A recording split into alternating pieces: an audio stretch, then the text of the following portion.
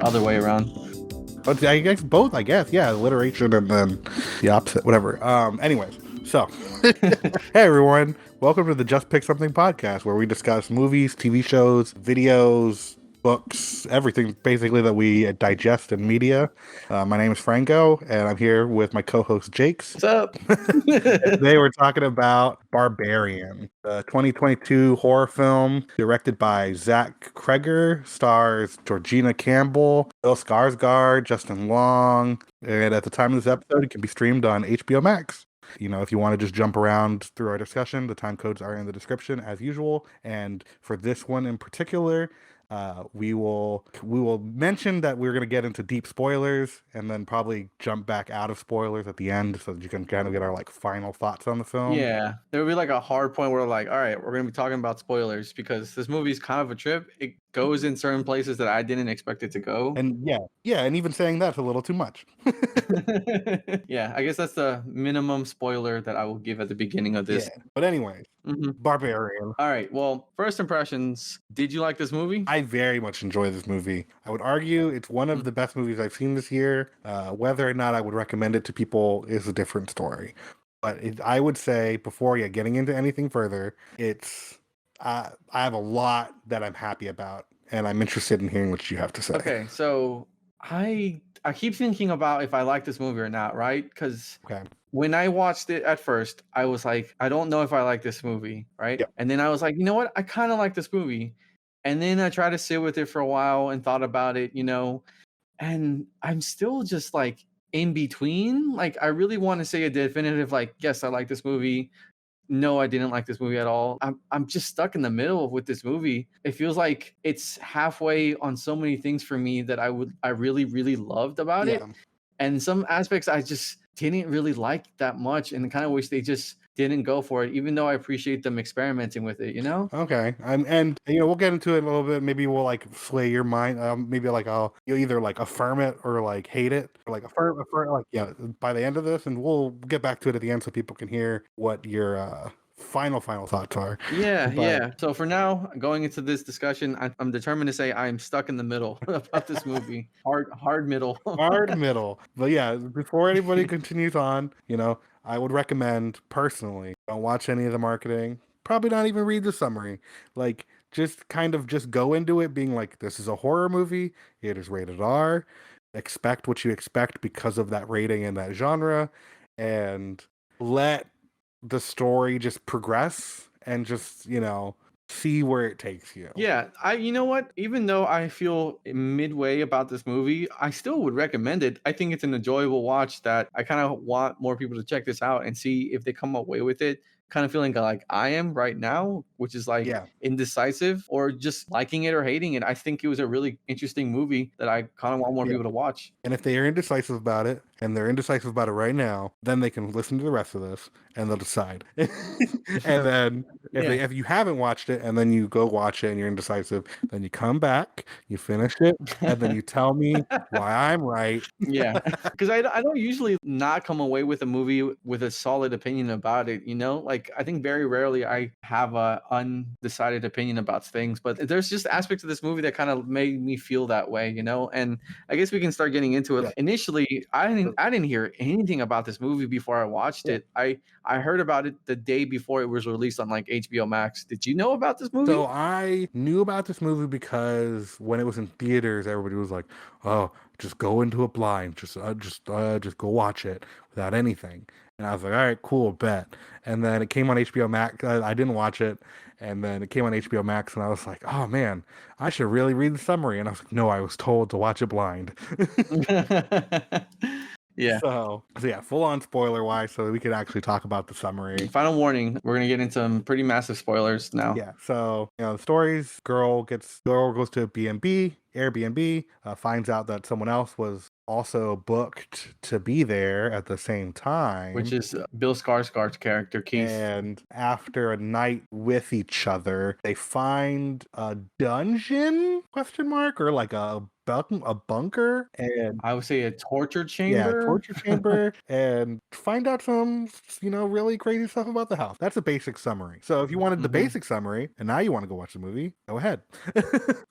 But Yep, a young woman finds a rental home that she's reserved. It's been accidentally double booked by a man, and they both are unaware of the dark secret within the home, according to oh Wikipedia. man, see, that's you know what? That now that you read the official one as opposed to what I just said, I mean, I guess I kind of spoiled it a little bit too. But oh, man, so the first big twist that happens in this movie, right, Mhm. is that Bill Skarsgård is not a murderer. Oh, dude. Yeah, I mean, the man has played it. If you know that beforehand, going into this movie, you kind of are like, Sus. yeah, yeah. He's sus of this. You're just like on edge, on guard. You're like, okay, I think this guy might be the villain or like the antagonist or something, you know? He has that already established acting history of being Pennywise, and you're just like, oh, it's this So guy. for that to like for like the first half of the movie, I'm watching it and I'm like, he's nice, but like also I shouldn't trust this man. Like it's very creepy. None of this is working really well, and nothing is feeling right, and I'm uncomfortable. Yeah, And Bill Skarsgård's gonna kill dude. her. Yeah, I mean, to talk about the beginning of this movie before we get into the like reveal of the underground dungeon area, Yeah, right? Like, it does a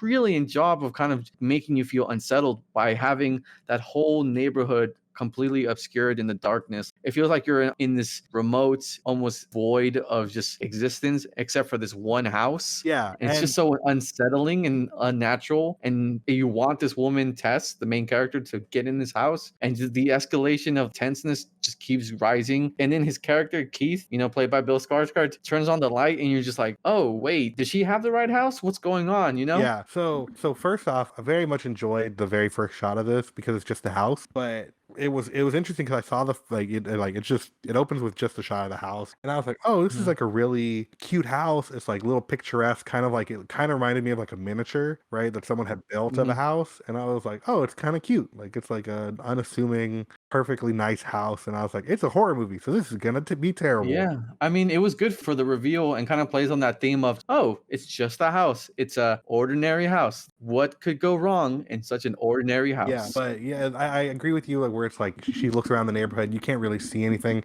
You can get like glimpse that the neighborhood isn't in the best shape. You know, the lights are all out.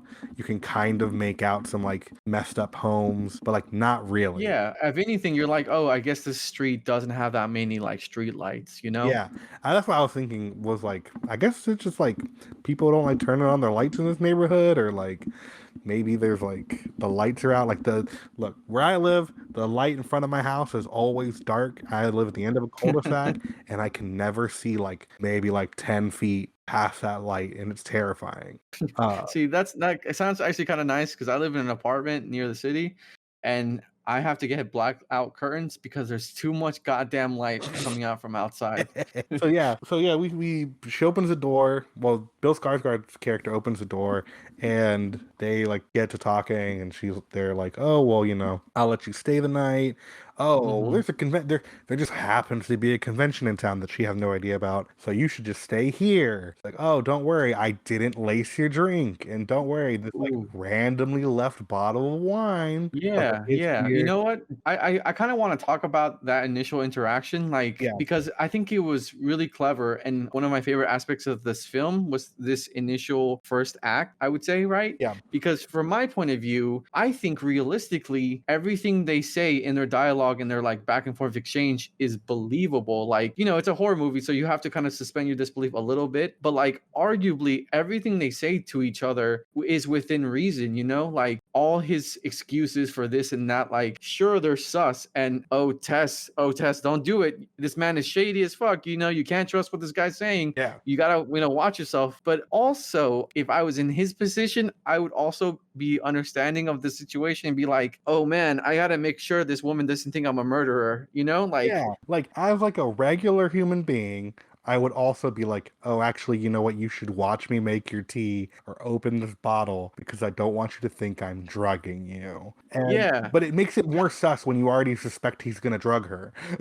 No, for sure. And like I was telling my wife that like I might be projecting a little bit onto Keith's character, right? But I'm like, I don't know. I could see myself being that like awkward guy that's like, oh God, I know where I am. I don't think this woman should leave because like it's kind of a dangerous neighborhood. But I also know that she might be very uncomfortable with staying and kind of like that awkward fumbling mess of, oh, I want to help, but I also don't want to be too helpful and come across like a creep. You know what I'm Yeah, saying? no, that's 100% how I like Like, how I would pretty much react in that situation as well. Where it's just like you can only do so much, and you are understanding of a lot of women's points of view in regards to that situation. So like as a guy who is compassionate and like understanding of those specific worries, right? yeah. It's like no, like if I'm gonna be understanding of that, like I'm gonna make sure like, hey, just so you know, I'm just gonna like take that into account in our interactions here. Oh no, yeah. I would be going out of my way to be like, oh hey, I'm gonna stay on this side of the room. Like, oh, I don't know if we should open wine because I don't want anything to like come across like I'm trying to do anything. I'd be so hesitant to bring up anything, you know. Yeah. But at the same time, I'd be like, hey, why don't you call your friend or something, you know? Try my best to accommodate and be realistic about things. But like I said, it's a horror movie, so there's certain amounts of the progression has to keep Yeah. happening. No. So when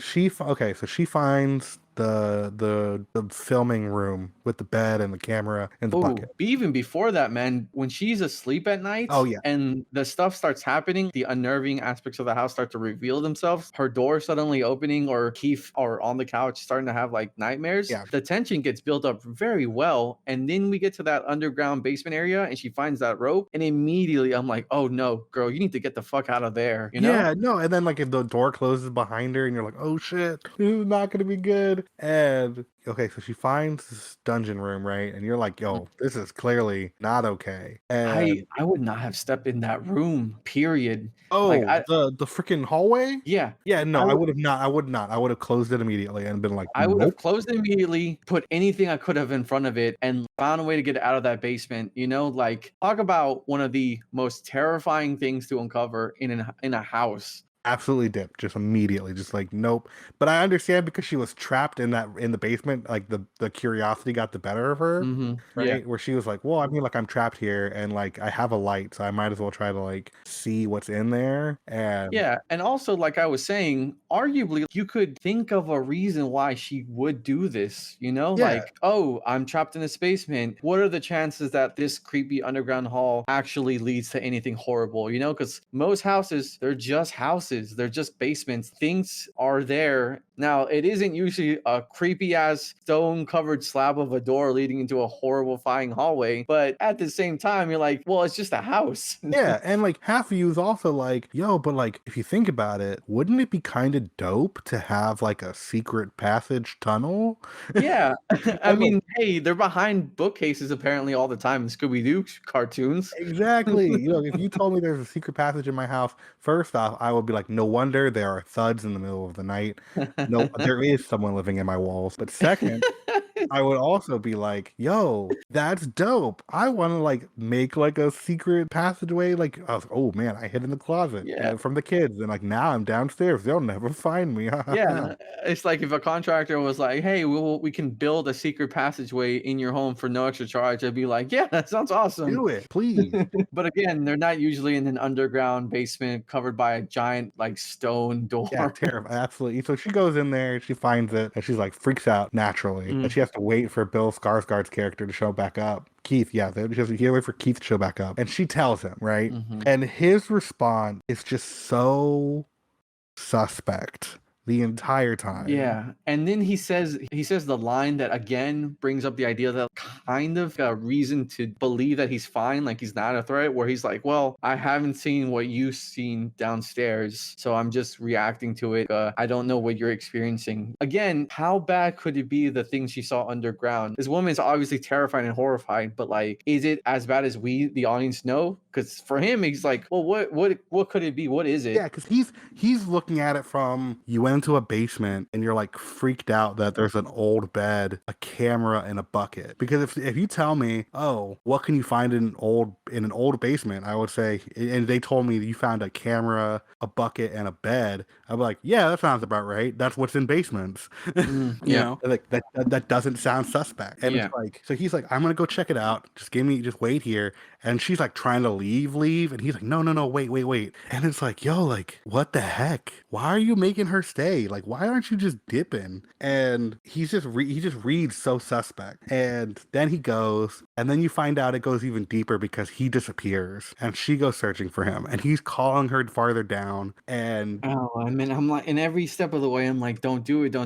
And I'm like, you gotta sometimes help yourself. You gotta save yourself to effectively be able to help others first, you know? And yeah, then he screams help, and you're just like, oh no, that did it. That's the thing that's gonna make her go in further, isn't it? yeah. And so she's going in and I'm like, there's like cages. And then he even pops out, right? And he's looking terrified. And I'm like, I still don't trust you, right? Like, Mhm. you're still lying to me somehow or for some reason. And like, I can't, in good knowledge, think that you're, actually looking out for this woman. And when she's trying to go back, he's like, oh, we can't go back. We have to go further in, right? Mhm. I'm like, no, you are clearly setting her up. And like, I'm like, just like, you're gonna kill this woman. And then, yo, when he just immediately gets murked right there. And I'm like, what the heck? Oh, very brutally and violently as I was well. like, so you're telling me I thought this man was the murderer and he just gets bludgeoned to death pretty much against the wall. Yeah, yeah, and it's so startling and surprising, and like, man, it had me on edge and really just heightened my like senses and freaked me out. Because then you see the Creature.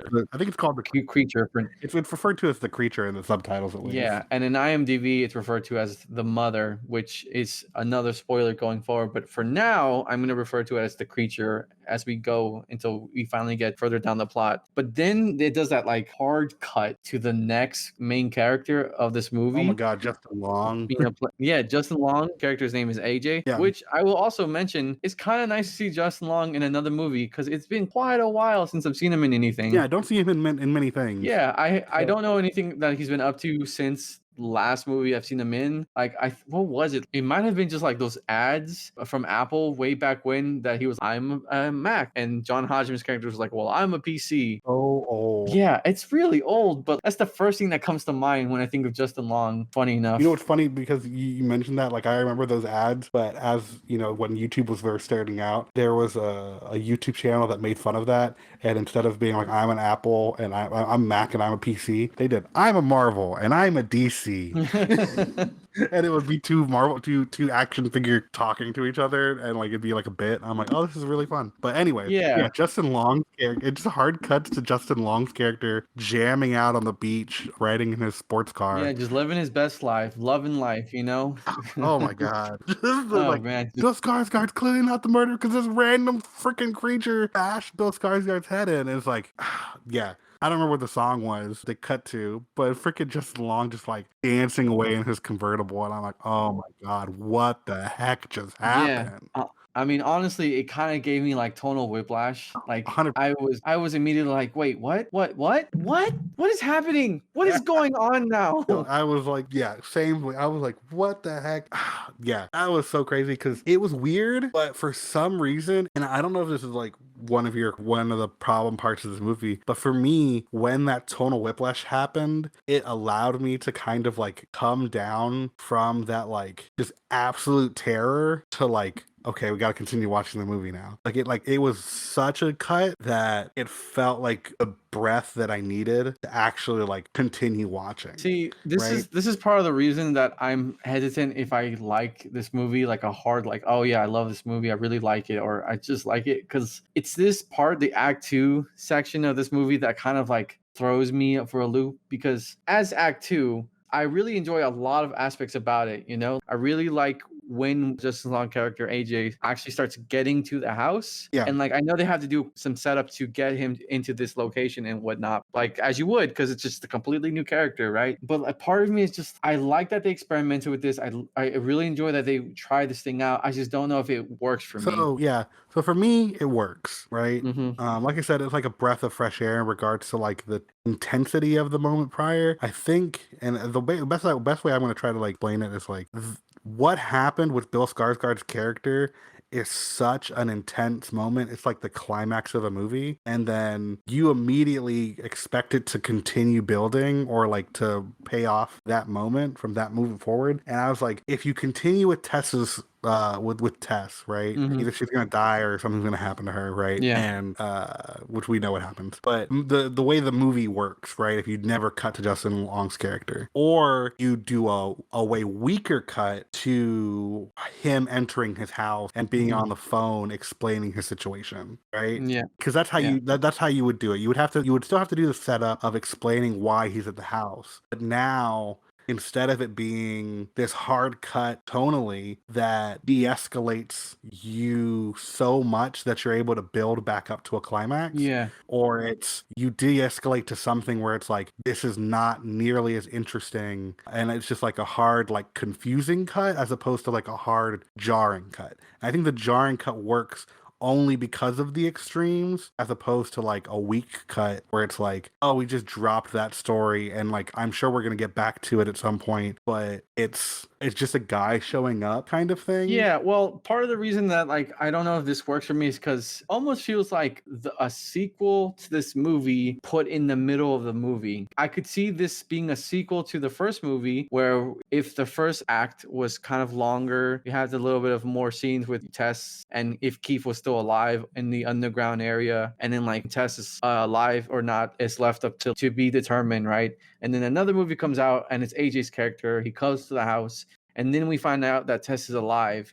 It feels like an entire second movie compact into one act put in the middle of this movie, and it still kind of works because of when AJ gets in the house and the stuff starts unraveling and stuff like it did in the first act. But it just kind of feels like, I don't know, like there would be more of Act One that I want to see, and some of Act Two's beginning that I don't care too much to know about, even though it's kind of necessary for the movie. Does that make sense?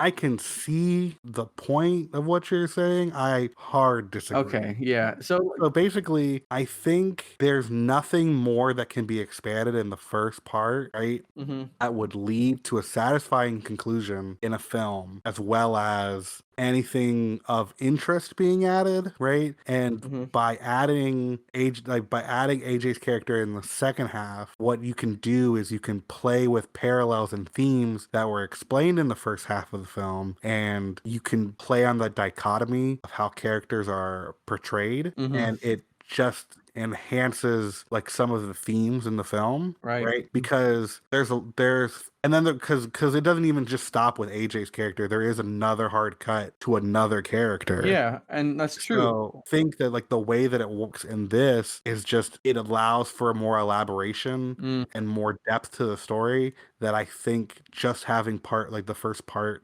as its own thing would never allow for. And therefore we yeah, would watch the first half and be like, yeah, no, like it was like terrifying at points, but right. it doesn't fulfill like an actual like good storytelling thing, See, if that makes yeah, sense. well, see, I think maybe some of my apprehension is kind of with the idea that like I might have wanted a slightly more traditional horror movie where maybe Keith's character isn't killed off and we get to have some exploration of both of them trapped in this underground dungeon with the creature and like them having to somewhat escape, and like uncover the secrets underneath the ground. And then shows up as like another person, another potential hope to like rescue them and inadvertently gets himself involved as well. But that's me kind of maybe wanting a more traditional horror Yeah, movie. but that isn't that like kind of we've seen Yeah, that. yeah, yeah. Which again isn't me saying like, oh, that would have been a better movie. It Yeah. would be me maybe wanting some more exploration in Act One and leading into Act I Two. feel like that's I think that the movie is very aware of that want, right? Mm-hmm. And that expectation. The reason I Right. say that is what we talked about before is, you would assume based off of your prior knowledge of horror movies, the way that this would work out is Bill Skarsgård is definitely involved in being a killer. And the idea that I would assume because that's how the framing of the first half is set up, that you would Mhm. continue that idea and you would just be building on the tension of like, oh, is he actually like trying to help her, or is he being trying to like put her in a trap? And it's like, yeah, no, we've seen that movie. Yeah. I mean, but at the same time, it's like I don't know if even if it was seen already is it necessarily a bad thing, because like there's a lot of this part that I really like. Like something we didn't talk about initially was Andre, the homeless man character that tried to warn her beforehand once she left the house and was starkly reminded of where she is, which is the one good house in this decrepit neighborhood that's just completely abandoned. Yeah. Like I had all these aspects that really worked for me. I think maybe I'm still being like lingering from like that tonal whiplash of jumping to AJ's character that's kind of got me apprehensive about the second part. But I still ended up liking what they did with his character, where you kept thinking he might actually end up helping or being a good guy, because they play on this whole idea of like, oh yeah, is he a good person that's done bad things or a bad person that just keeps doing bad things? And we eventually get a good clarification on that, which he just sucks. He sucks. AJ just sucks so badly. He's a fucking terrible guy. Yeah, awful. He had a perfect redemption moment and just didn't take advantage of it. Just threw it to the side and was like, nope, I'm hard committing to being a bad guy. Quite literally threw it to the side. Yeah. Quite literally did that. So we find out so Justice Long's character. Oh my god, I love the second half because the tonal whiplash helps me so much, because like for me personally, because the first half is like so much tension, right? That with Justin Long's character, you know what to expect. Oh, right? I mean, he definitely brings a level of brevity, especially initially when he finds out about this underground dungeon, and it was like, oh hell yeah, more square footage for this, unit that I'm renting. Oh my god, yeah. The fact that he like his immediate response is just like, oh, it's just extra square footage. I can put this on my listing. I'm like, oh my god, I hate you. Yeah, man, and this even becomes, like I said, kind of like a second movie where it's just like the idiot stumbling into a horror movie and like having to deal with the consequences, But yes, but I think that that works so much better in this movie, because you literally just saw the consequences of for sure, especially because of the first act. You're just like, oh man, he's gonna find himself involved in this, dreading it for a completely different reason. I wasn't dreading it. I was looking forward to it. It was.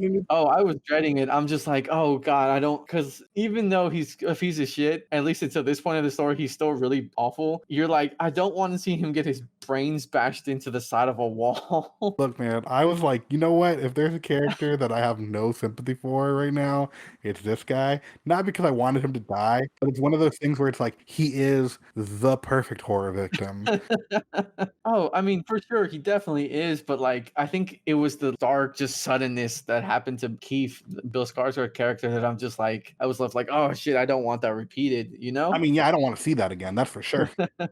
He gets worse too. But oh man, so bad. So yeah, he goes down there. He's freaking checking the square footage and like, oh my god, he's like, he's whistling and just kind of like having the best time of his life. And I'm like, do you not see all this horrifying shit around you? And he's just rolling with it. Yeah, and then so he ends up getting so just like fast forward a little bit, he gets captured. Tess is still alive. And this creature you find, like, you can kind of tell earlier, but you get a better look. It's this like giant deformed woman. And yeah, which at this point I think it's best to start referring to her as the mother. Yeah, because it's one of the themes that I feel like about this movie, to dehumanize that character. Yeah, so this giant inbred like deformed woman who is just like terrifying, but also like just like so sad. Yeah, well, you don't initially know that she has a sad backstory, right? It's like this terrifying creature who then we learn is just a human who's been horribly mistreated for their entire life and severely deformed, and has all this stuff that's about their character. And we then eventually get into that third really sudden, abrupt, hard cut to the past. Yeah, where we meet the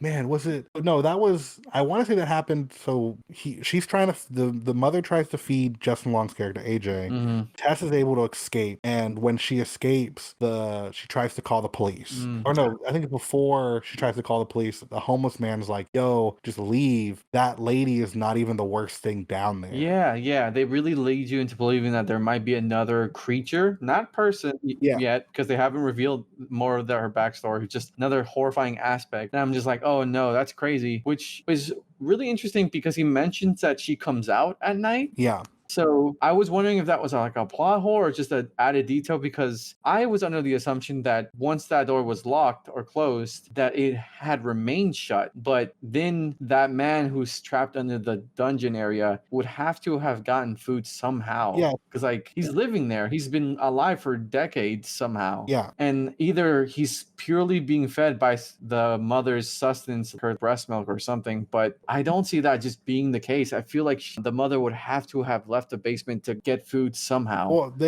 it seems that she has a way of opening the doors that we're not aware of because she opens Tessa's door and That's true. she gets out of the basement and opens Tessa's door somehow. Yeah, that's very fair. That's probably true. Because we hear we hear after Tessa's door opens some like thudding and I think the closing of a door. So we do know that she gets Mhm. in and out. Yeah. And then so he says she gets out at night, whether that's to get stuff or just to like get people, who knows. But he clearly, he knows the homeless guy clearly knows a lot about what's happening. But yeah, we get the hard cut after. I don't know if it's before the police come or after the police come. I But think it's after because like this movie doesn't have propaganda. If anything, it's really depicts the cops in a negative light and thank God. more of a believable light how this would go. You know, a homeless appearing woman comes desperately crying for help and they're just ignoring her pleas for help and don't really bother. They give some attention to it and then bigger things happen and they just leave her, Yeah. which is insane. But to me, with my perspective, feels believable. Yeah. Unfortunately. But so yeah, there's a flashback Yeah. to who we find is the original owner of the house. We see him. Yeah, which is what's his name? Frank, right? Frank. Alright. Frank, played by Richard Brake. So he is like getting supplies, and we're like, clearly this is for like a baby or whatever. And we know that like the baby, or what we assume is a baby, what it is now. And then we see him stalking. That house is trashed. Yeah. That house is completely trashing. Again, before we know all this stuff, at this point, we're like, I think 75% of the way through the movie, you're like, okay, reasonably, this is probably not good, but it might just be a messy home because kids are a lot. But no, Well, we don't see that. We don't see that first. no, we don't. Yeah, so we see him stalk the woman and get set up the way that he's gonna kidnap her later. Well, oh wait, no. Now that I remember, he does go to the store first to get the diaper supplies. He goes to the store. Yeah, he goes to the store first. He goes, stalks the woman, and then goes home. Yeah, yeah. So yeah, so he gets the stuff, goes, stalks the woman, opens her window that he can take her, and then goes home. You see it's all trashed, and you hear the screams of people coming from downstairs. God, that's horrifying too. And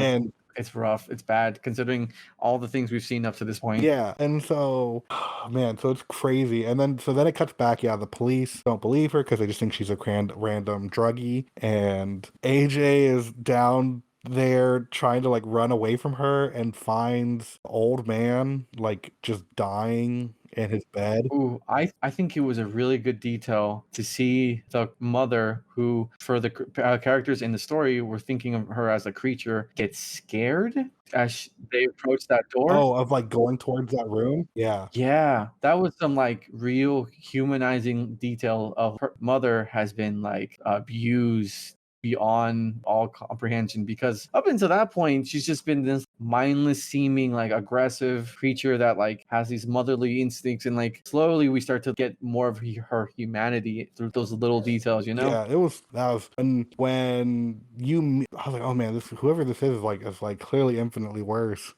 And you see him like just barely hanging on to life, kind of. Mhm. And then Yeah, for AJ's character to like, oh yeah, don't worry, we're gonna get out of here. I'm gonna call the cops and yada yada. And this guy freaking shoots himself in the head. Yeah, I mean, AJ finds out about the like snuff torture movies before he does that, and he's like realizes that this guy isn't another captive; he's a horrible monster. Yeah.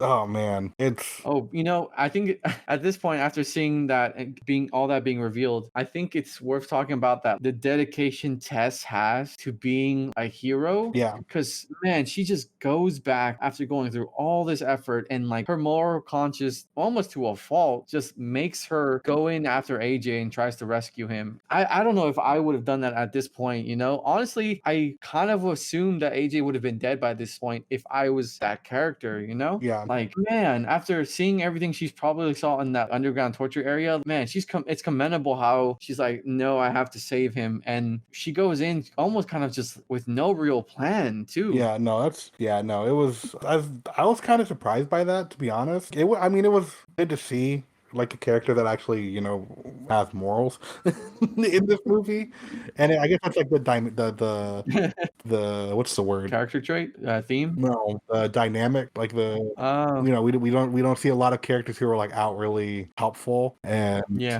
we do see her be that way, so it's like a nice way of like differentiating her from all the other characters.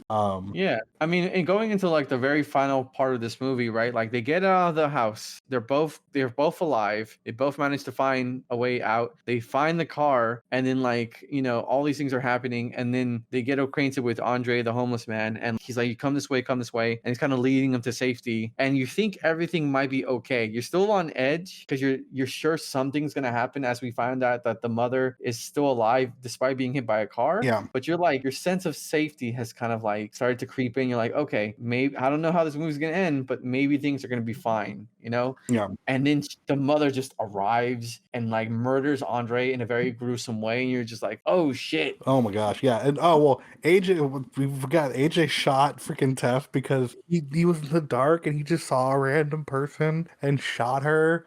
Oh, that's right.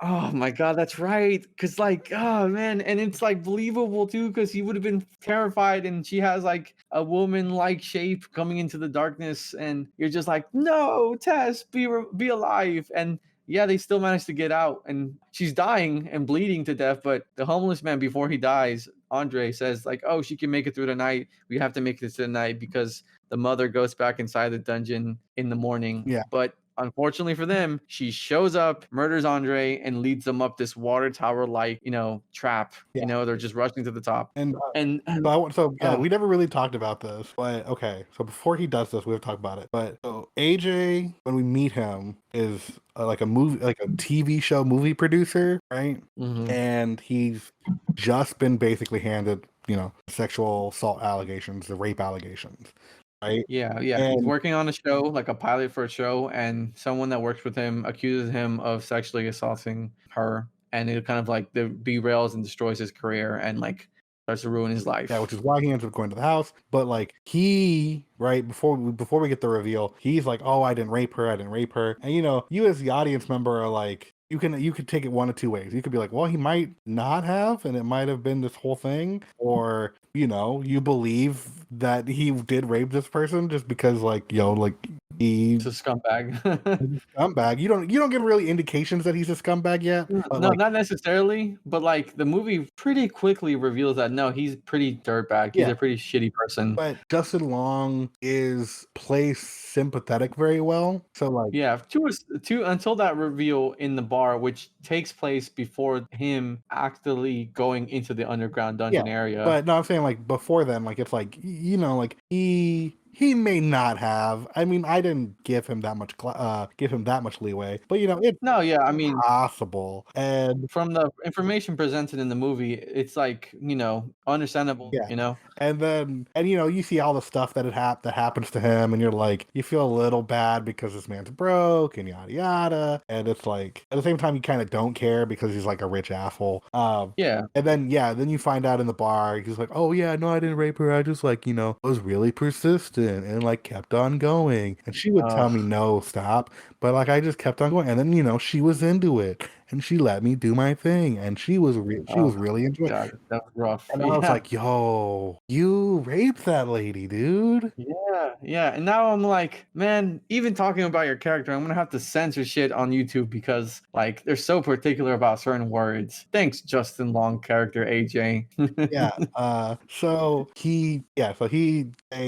There's like sexual assault and a bunch of stuff, and it's just like, yo, that freaking sucks. So at the end of the movie, he's having the conversation where he's like, am I a good guy who just did a bad thing? Am I a bad guy who keeps doing bad things and just thinks he's good? Yada yada. And so you're like, okay, he's coming to the realization that he messed up really badly, and whether or not he's a good guy or not, he needs to make up for it, right? Mhm. It's like Yeah. you're coming to the realization. All right, cool. And then they get to the top of the freaking water tower.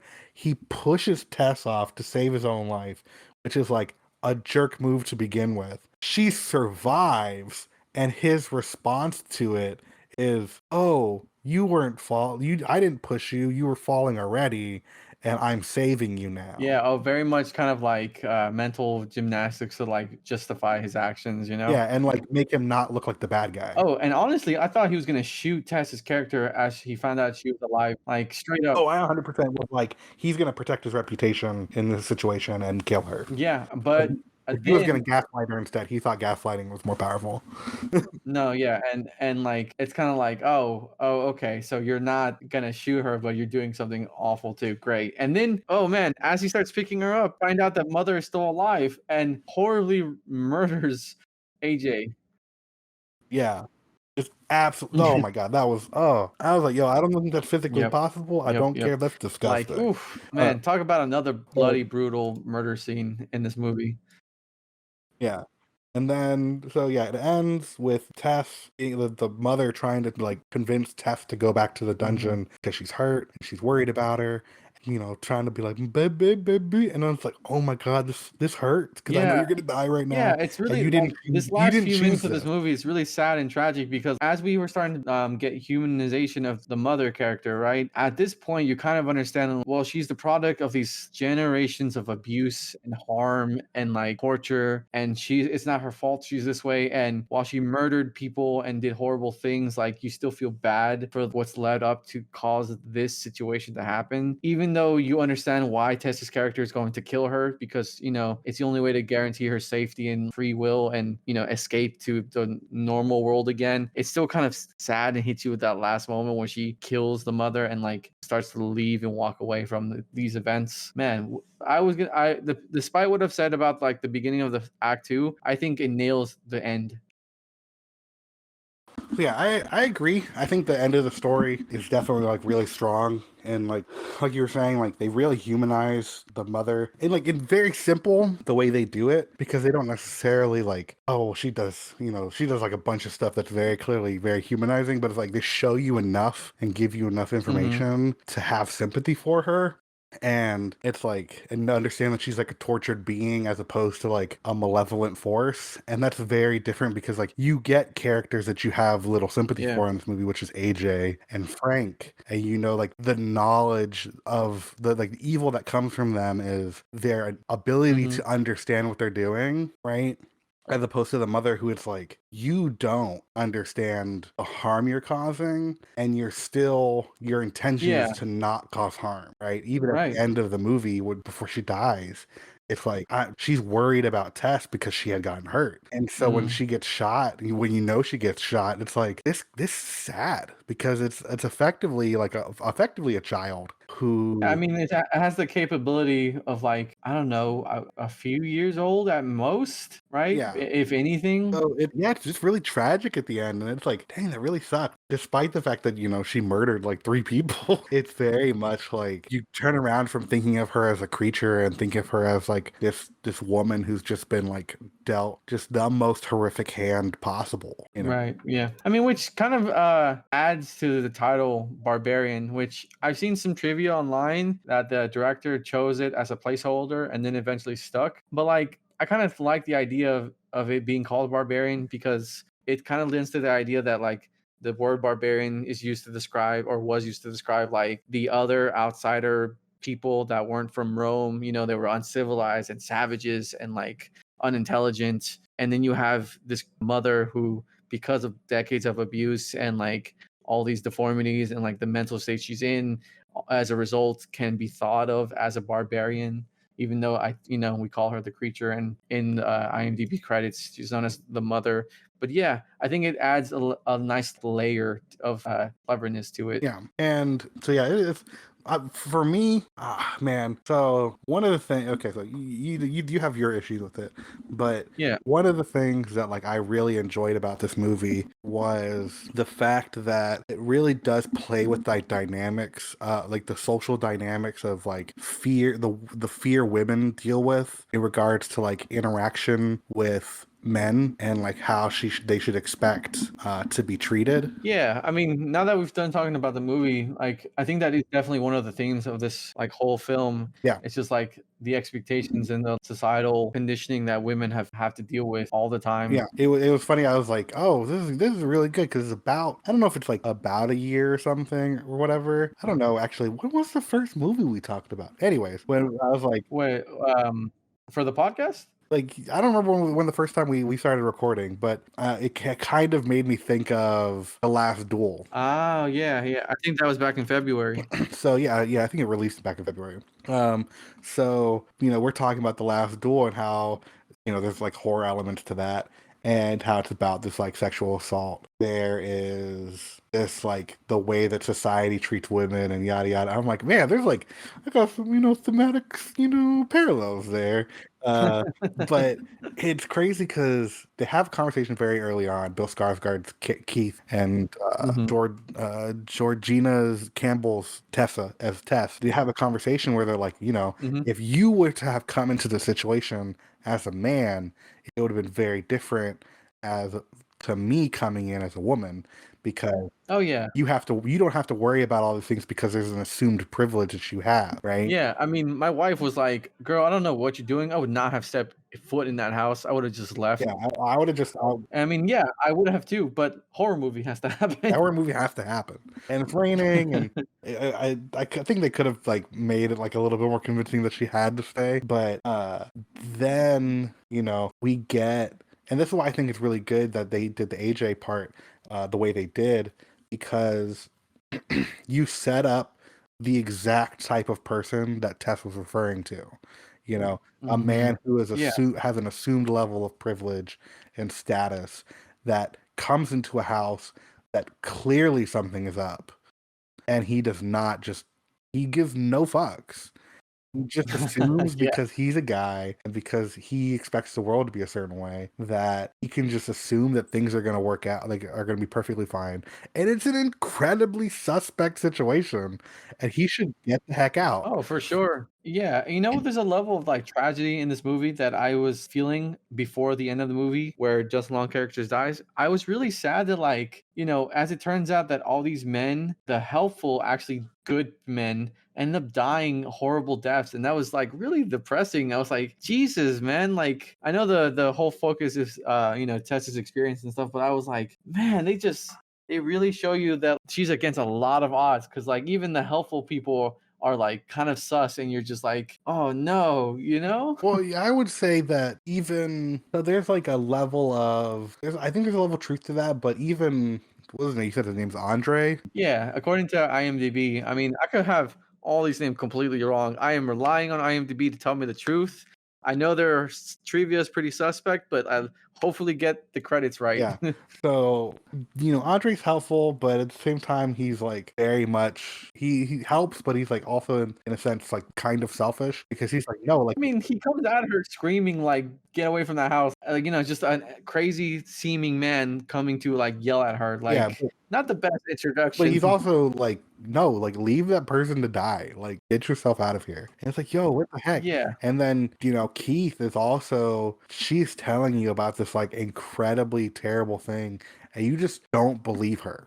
It's Hmm. like Yeah. Yeah, it's like man. just take her word for it, dude. Like she does not, Hmm. and it felt that's why I was like, one of the things with that interaction was like it very much felt like Keith was trying to gaslight her in that moment as well. It was like, no, you're being Hmm. crazy. It's just these like regular thing. And while yes, on like a technical level and like a logical sense, that is true. Like, in reality, that stuff is like that is incredibly suspect. Get the heck out of that house. Yeah.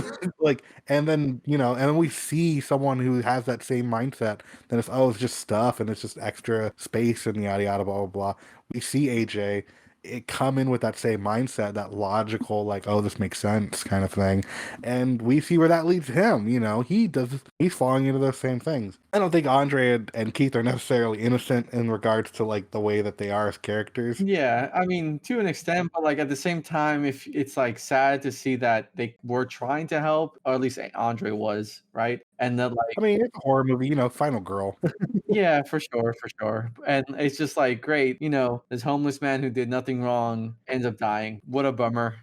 But yeah, I mean, going off of the themes of this movie, I think we talked about like the dehumanization of women and like the decades of abuse and all these societal expectations stuff. I don't know if I could think of anything else that this movie could be talking about other than those like core aspects of it. Because Yeah. and maybe another thing is the unfortunate depreciation of the homes in that area as like Wi-Fi took place in Detroit. But I don't know. I think its movie is mostly about that perspective for women and like what they have to deal with, putting that in the aspects of like a horror movie. Yeah, and just kind of understanding the difference those kind of people have to deal with in those situations. Like, yeah, like it makes if me or you go into like a Airbnb and another guy is there.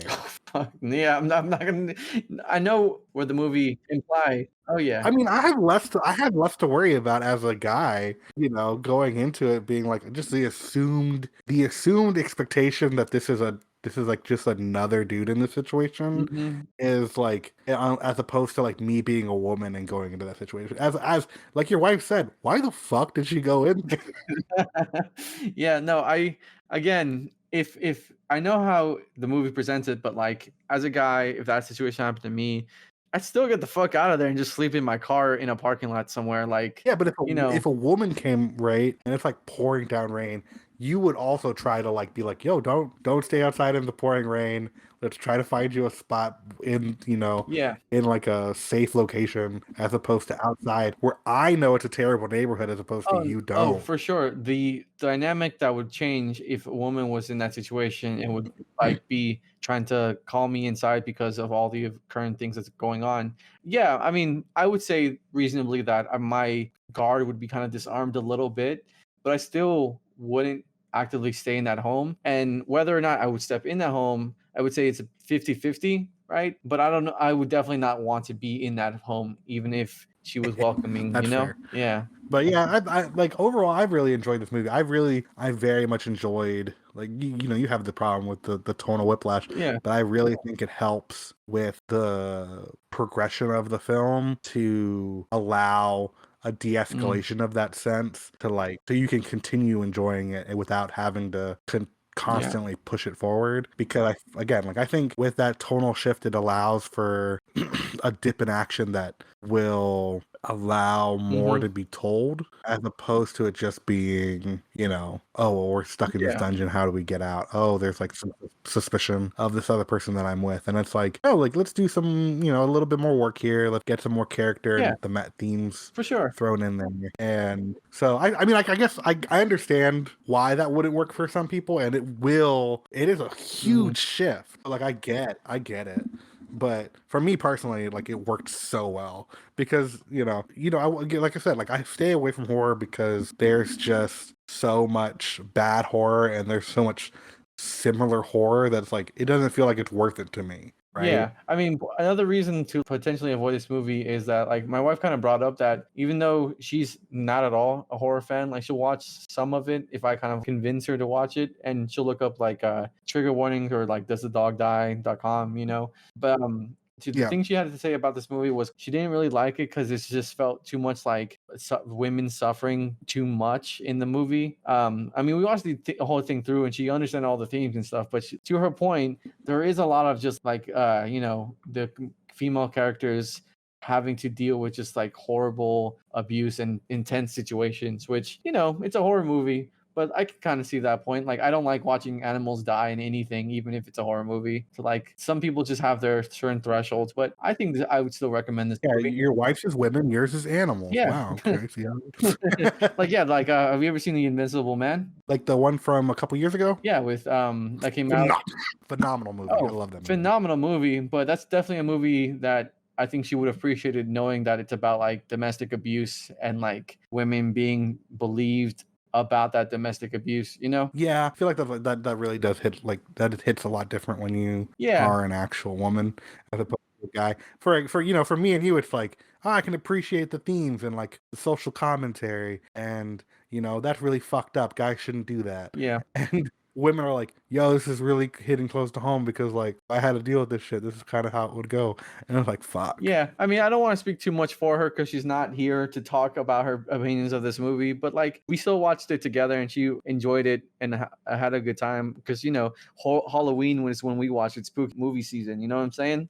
Yeah. The only thing I would say, like in regards to like trigger warning, I guess, it kind of was.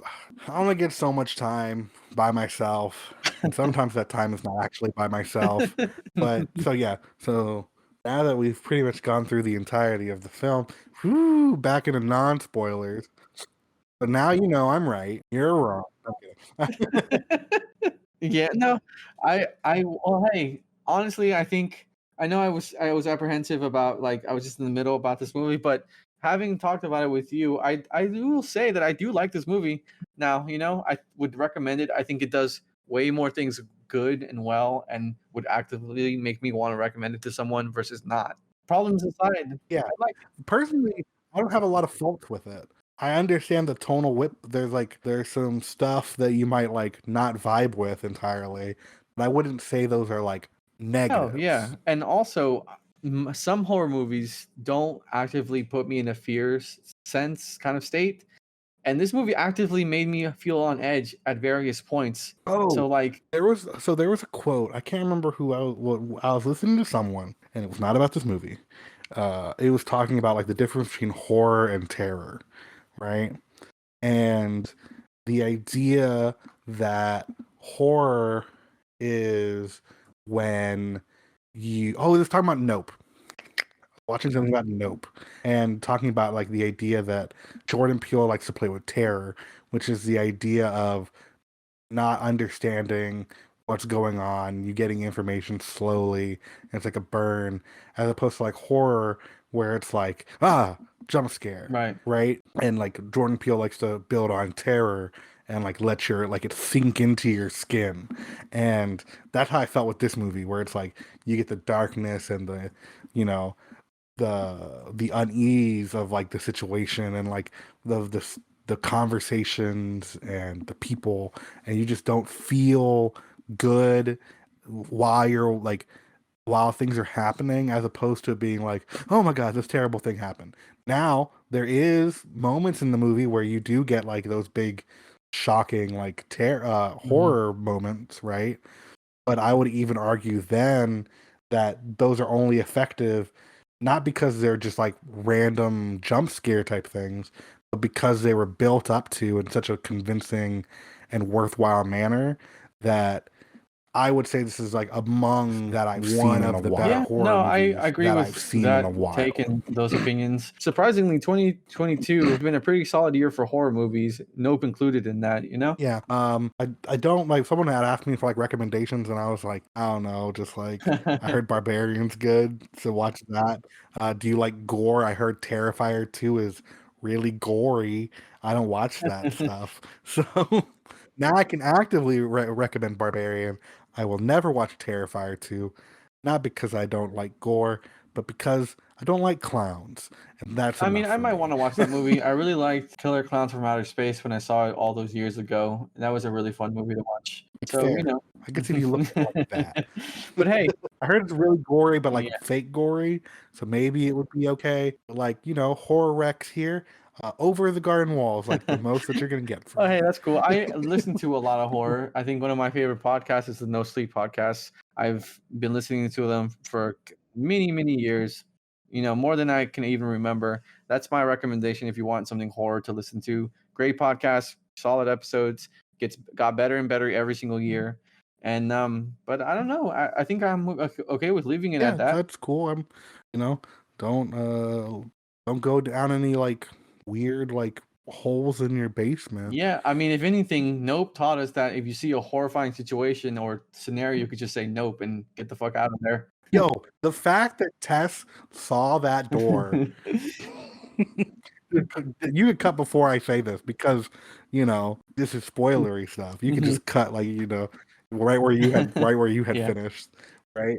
And the fact that she opened the door and she looks down and she goes, "Nope," and she goes to the freaking staircase. I'm like, yes, smartest thing someone can Mhm. do in that situation. Sucked that she was trapped down there because that makes it like freaking, like a whole thing in and of itself.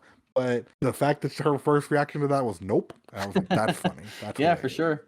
But all right, so hey, thank you for listening to this episode of the every time I fumble on the title of our freaking podcast. Right? Okay, thank you for listening to this episode of the Just Pick Something podcast. If you haven't seen Barbarian, go watch it. I've been convinced that I will say this is a good movie. I like this movie and would recommend it. Franco, I would say, came into this swinging with his strong opinions about liking this movie. Hey. And hey, if you wanted to share your opinions about this movie, you could always send thought or an opinion or an email to our email, jpspmailbag@gmail.com. Just include a username so we don't accidentally dock your information over the internet. Keep your responses polite. And remember, it takes us about a month-ish to respond. We haven't gotten much, but hey, we'll hopefully get more in the future. I mean, I'd like to hear from it. I haven't been uploading as many shorts lately just because I've been too swamped shit to do, and I have, editing takes forever. So unfortunately, that's taking a back seat, so we don't get as many compliments. But hey, that's a good way to reach us if you ever want to share your opinion. Yeah, or just leave a comment down below, click like, click subscribe. Yeah, we gotta do the YouTube thing, Click man. click the bell, get notifications. Oh, here.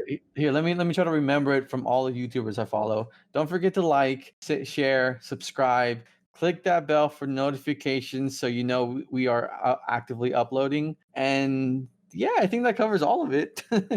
Follow us on Patreon. Okay, we don't have a Patreon. Ooh, I mean, one day maybe. Oh my gosh. Follow Jake's on Twitter, Instagram, Facebook. Me, Facebook, Twitter, Instagram. I have bad opinions everywhere. Everywhere, bad opinions. And again, thanks for watching or listening to this episode of the Just Pick Something podcast. The intro and outro song for this episode is VHS Streams by Sean Ivers, as it always is, because it's a great song. Link in the description. Thanks for listening, and until next time.